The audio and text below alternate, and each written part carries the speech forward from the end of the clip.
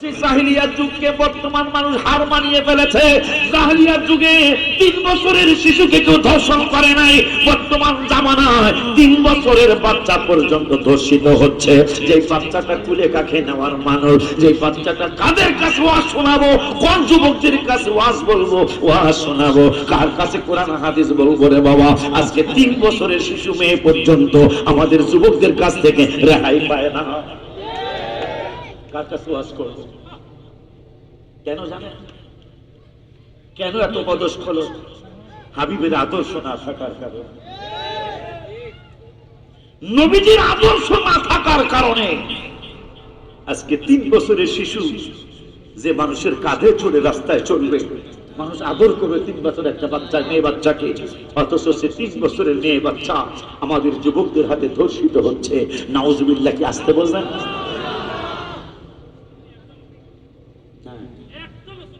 আমি আশ্চর্য হয়ে যাই।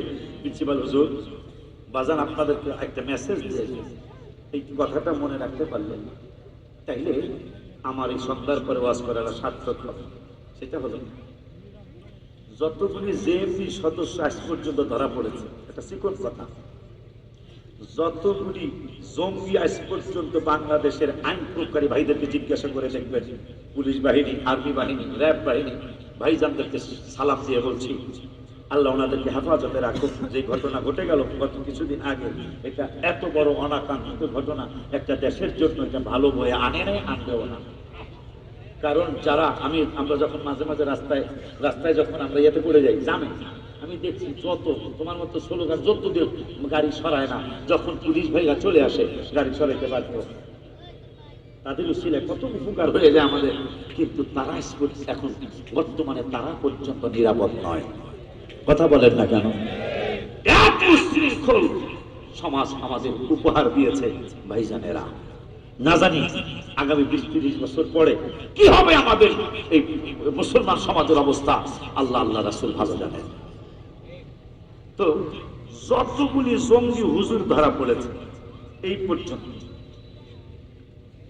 যতগুলি জঙ্গি হুজুর বোমাবাজ হিসাবে ধরা পড়েছে, এখন জেলে নাই মনে হয়, বাইরে গেছে কেমন হয়, যারা আছে যতগুলি বোমাবাজ, বোমা সহ ট্রেনিং অবস্থায় ধরা পড়লো চিটাগাঙ্গের পার্বত্য চট্টগ্রামে, বান্দরবনে পাহাড়ের মধ্যে ধরা পড়লো, যারা সরাসরি ট্রেনিং দিচ্ছে ছেলেদেরকে, একজন মিলাদ কিয়ামের হুজুর না। একটা চিকন কথা মনে রাখবেন, একজন না। সবাই মিলাদ কিয়ামের বিরোধী। কিরে ভাই, আমাদেরকে আমাদের ওস্তাদরা কি শিখাইলো, আর আপনাদেরকে আপনাদের ওস্তাদরা কি শিখাইলো? আমাদেরকে আজ পর্যন্ত কোন মিলাদ কিয়ামের ওস্তাদ ছাত্র আজ পর্যন্ত জঙ্গি হিসাবে আজ পর্যন্ত বাংলার জমিনে ধরা পড়ে নাই। আলহামদুলিল্লাহ কর না। এটার কারণ হলো আমাদের লাইনটা হলো সুফিবাদ লাইন। মারহাবা বলেন। এই লাইনে হলো আপনার একটু কষ্ট দিয়েছে, আমারই গালি দিয়েছে। মনে আমার একজন ছাত্র, তিনি এসে বললেন, বাজান আপনার এই কইছি, আমি আমার ওস্তাদ থেকে মুর্শিদ থেকে শিখছি, তুমি সেটা প্রতিবাদে না যায় দোয়া করে দাও। আমরা বলছি, বাবা কিছু মনে করো না, তাদের দলে শিক্ষা আছে, ভাইজানদের দলে শিক্ষা আছে। শিক্ষাটা হলো কি কইছি, এই কইছে, সুযোগ পাইলে সাইজ করে দিছি, সুযোগ পাইলে সাইজ করে দিস। আর আমাদের লাইন হলো ক্ষমা করে দে, কিছু কইস না, তাহাজ্জুদ করে দোয়া করে দিস, আল্লাহ যেন ওরে হেদায়েত দিয়ে দেয়। এইটা হলো আমাদের লাইন। মারহাবা বলেন মিয়া। এই কথাটা কি মনে থাকবে? যতগুলি বোমাবাজ আজ পর্যন্ত ধরা পড়ছে, এরা একজন মিলাদ কিয়ামের আলেম না। মিলাদ কিয়াম এমন একটা বরকতের জিনিস, যে আমলটা করলে মানুষ আলতু ফালতু কাজ থেকে আমার আল্লাহ তাকে বাঁচায়া রাখবে। সুবহানাল্লাহ। এখন আনসারী বাবা বলছে, বাজান মদিনাতুল মুনাওয়ারার একটু ফজিলত। এখন ওমর ফারুক, যিনি বাবাকে জবাই করেছে রসুলকে পাওয়ার জন্য, আপন মামাকে জবাই করেছে রসুলকে পাওয়ার জন্য, মুনাফিককে জবাই করছে রসুলকে পাওয়ার জন্য। মুনাফিক কেডা? ফারুক ভাই প্রিন্সিপাল হুজুর আছে। মুনাফিক কেমন দেখেন, এই বেদবে দাড়ি ছিল, টুপি ছিল, পাঞ্জাবি ছিল, চুরির বিচার বা যে কোনো একটা বিচার। একজন হইল বিধর্মী, আর একজন হলো রসুলের নবীজির সুন্নতের সুরত দুইটা সে আসছে বিচার দিছে। তা নবীজি দেখলেন জাস্টিফাই করে বিচারের রায়টা গেছে ওই যিনি কাফের তার পক্ষে রায় গেছে। মুনাফিক কইতাছে, দাড়ি টুপি আলাই কইতাছে বিচারটা সঠিক হয় নাই, কারণ নবীজি আমার পক্ষে রায় দিল না, একজন কাফের পক্ষে রায় দিল। তাই যায়া ওমরের কাছে গেছে, ভাই ভাই ওমর কেন আসছো? সানি বিচারের সেকেন্ড বিচারের জন্য আসছে। সেকেন্ড বিচার মানে প্রথম বিচার কই হইছে? প্রথম বিচার হইছে রাসূলের দরবারে। এখন কি হইছে?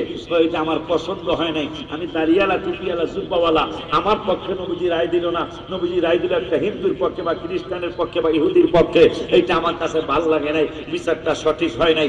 ওমর কয় আমি খুব চমৎকার বিচার জানি, এই নিমিত্তে আইছি আপনার কাছে, আমি খুব সুন্দর বিচার জানি, এই নিমিত্তে ফারুক আজম কয় আপনারে, আপনি নাকি উম্মতের মধ্যে সবচেয়ে বড় বিচার। হ্যাঁ মারহাবা, তুমি ভালো বুঝছো তো।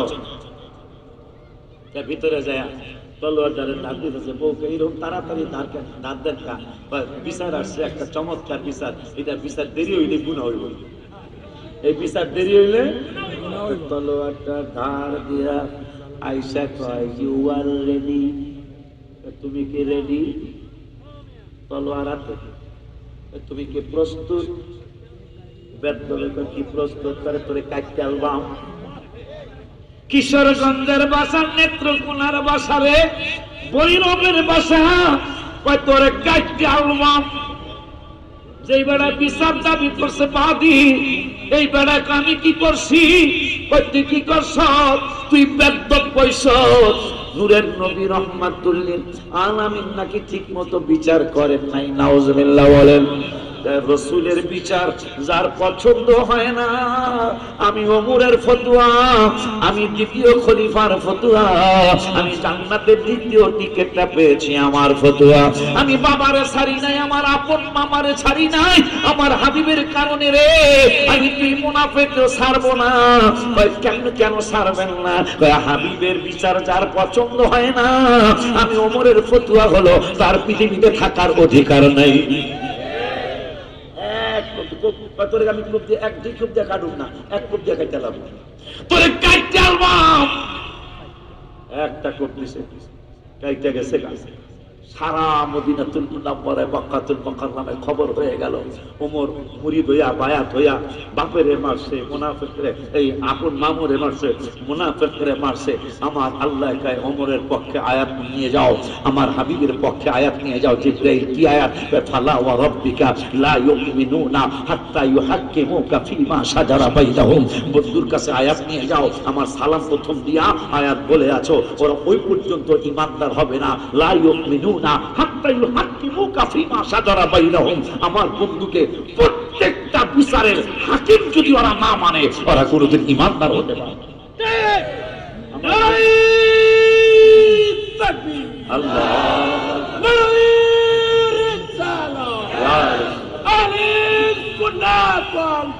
জিন্দাবাদ।